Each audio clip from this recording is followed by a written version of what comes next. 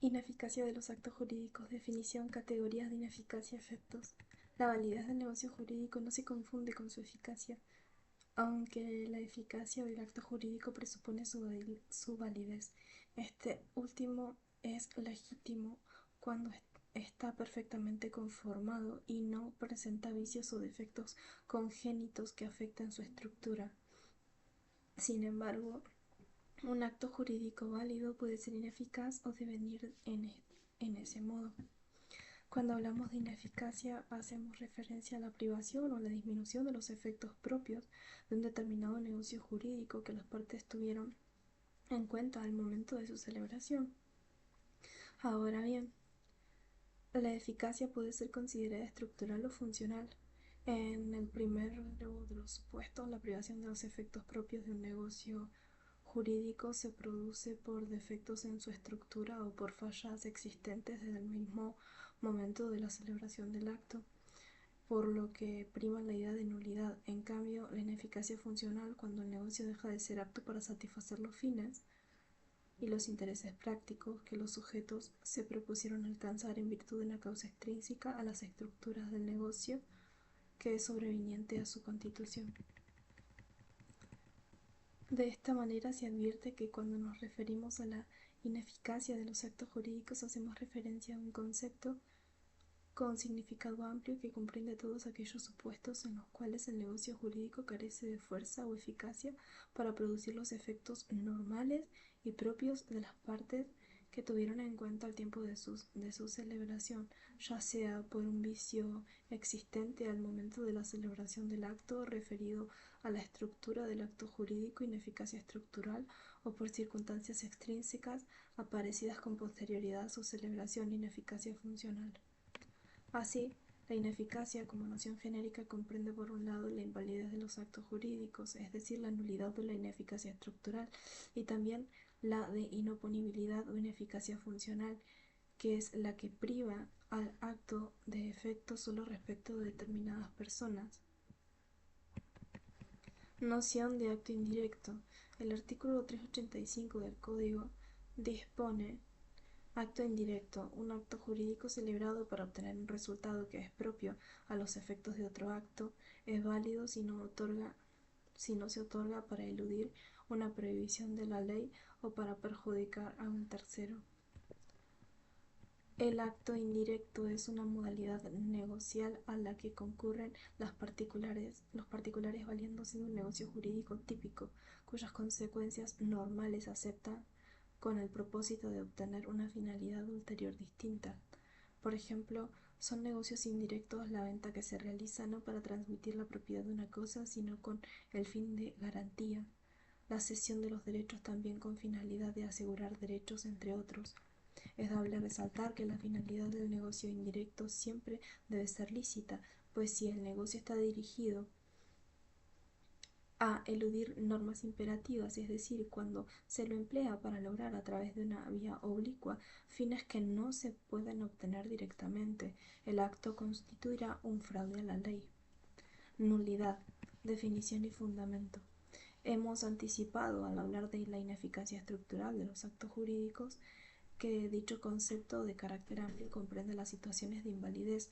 Estas se caracterizan por los supuestos de los cuales el acto se ve privado de producir sus efectos normales por la existencia de un vicio originario, es decir, un defecto presente en su estructura desde el momento de la celebración del negocio jurídico, un defecto subconstitutivo.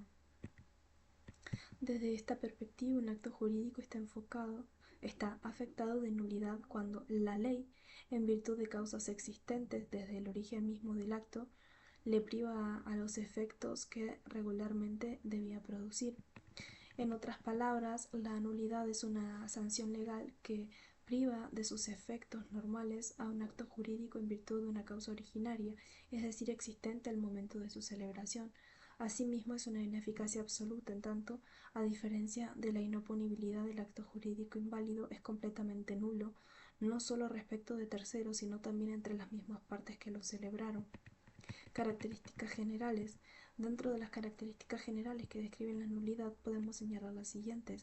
La nulidad es una sanción, ella tiene dicha naturaleza, en tanto nos encontramos frente a la reacción del ordenamiento jurídico por la violación de sus normas. Se trata entonces de una sanción legal, pena que consiste en la privación del acto jurídico a los efectos propios.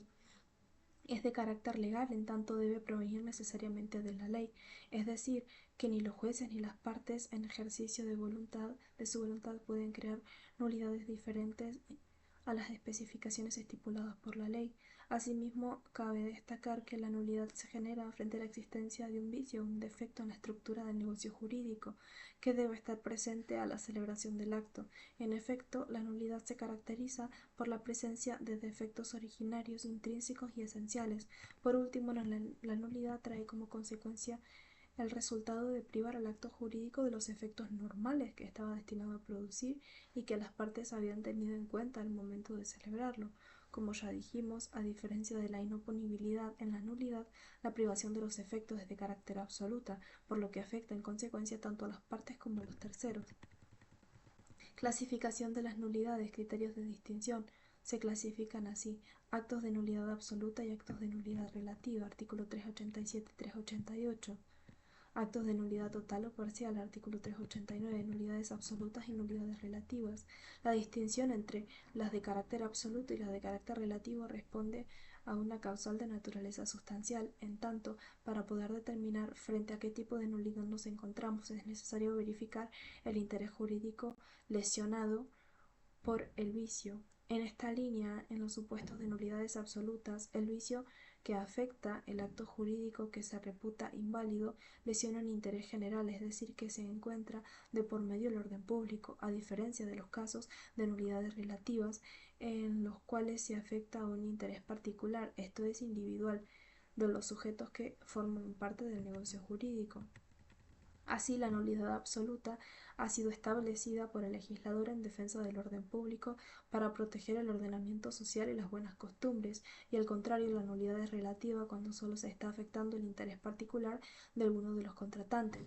Esta clasificación tiene incidencias prácticas, pues con relación a la forma de su declaración, la nulidad absoluta puede ser declarada de oficio por el juez sin que medie protección de parte.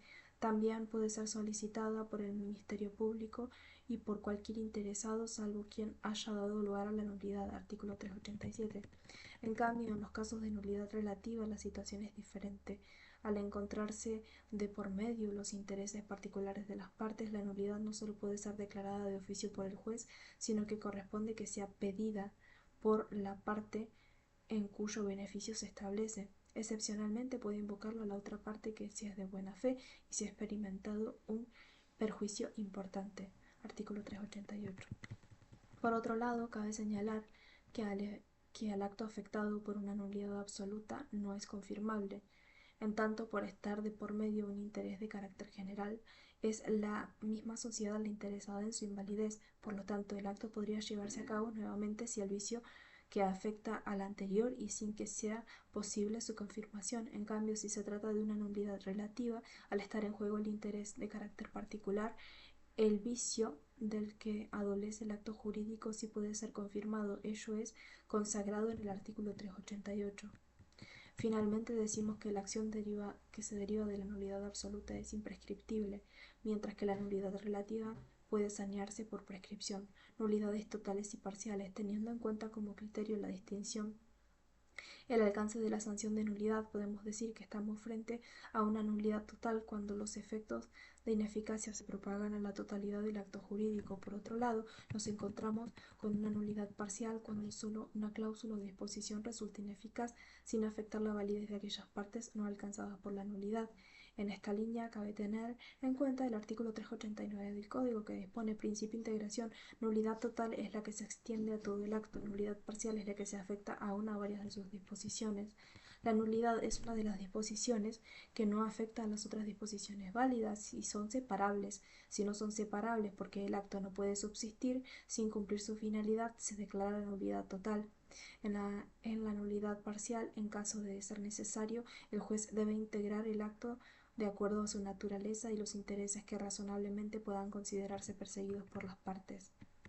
En este orden de ideas se advierte que la nulidad parcial depende de que la cláusula y la disposición respecto a la cual se declara la invalidez sea separable de las otras disposiciones, pues de lo contrario debe declararse la nulidad total. En efecto, la condición para que un acto jurídico pueda ser parcialmente nulo es que sus diversas disposiciones, o mejor dicho, los diversos actos de disposición que él encierra, sean separables.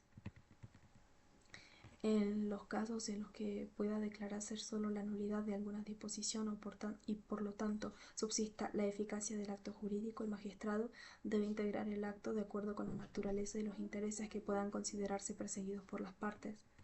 Efectos de la nulidad entre las partes y con relación a terceros. Cabe estudiar ahora los efectos de la acción de nulidad produce tanto respecto de las partes que intervienen en el negocio jurídico como de los terceros.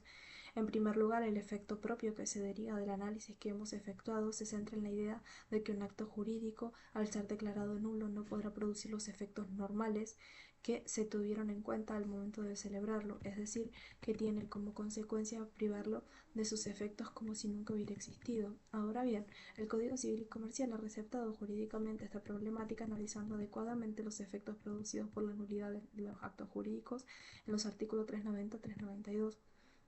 El artículo 390 de dicho código estipula la regla general en materia de efectos de la sentencia de nulidad de los actos jurídicos en cuanto dispone que ésta, pronunciada por los jueces, vuelve las cosas al mismo estado en que se hallaba antes del acto declarado nulo y obliga a las partes a restituirse mutuamente lo que han recibido. Estos efectos de nulidad entre las partes. Ahora bien, respecto de los efectos de nulidad del negocio jurídico que genera en relación con las partes contratantes, es preciso diferenciar si nos hallamos en supuestos en los cuales el acto defectuoso tuvo principio de ejecución o no. Así, el acto que fue ejecutado una vez dictada la sentencia que declara su nulidad, las partes no podrán exigir o demandar su cumplimiento. En cambio, si el acto jurídico tuvo principio de ejecución o se ejecutó con totalidad, al declararse su invalidez, corresponde la aplicación del artículo 390.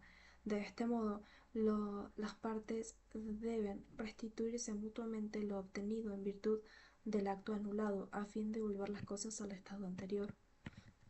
Por otro lado, debemos señalar que una o ambas partes del acto nulo por sentencia pueden haber sufrido daños como resultado de la invalidez del acto jurídico. Estos daños materiales y aún morales necesitan serse preparados para lograr que la situación jurídica de las partes retorne al estado anterior de la celebración del acto. En esta línea, el artículo 391 del Código expresa hechos simples. Los actos jurídicos nulos, aunque no produzcan los efectos de los actos válidos, dan lugar en caso de las consecuencias de los hechos en general y las reparaciones que correspondan. Desde esta perspectiva, analizando los efectos con miras al futuro, por más que el acto sea declarado nulo y con ello se impida la producción de los efectos propios que se tuvieron en cuenta al momento de celebrarlo, en función de la norma transcripta, se considera el negocio jurídico anulado como un acto ilícito o un hecho jurídico en general. Es por ello que corresponde indemnizar los daños y perjuicios que han ocasionado, en tanto se genera la obligación de reparar el daño causado. Dicho de otra manera, además de la restitución, se estipula la indemnización por daños y perjuicios como acción complementaria.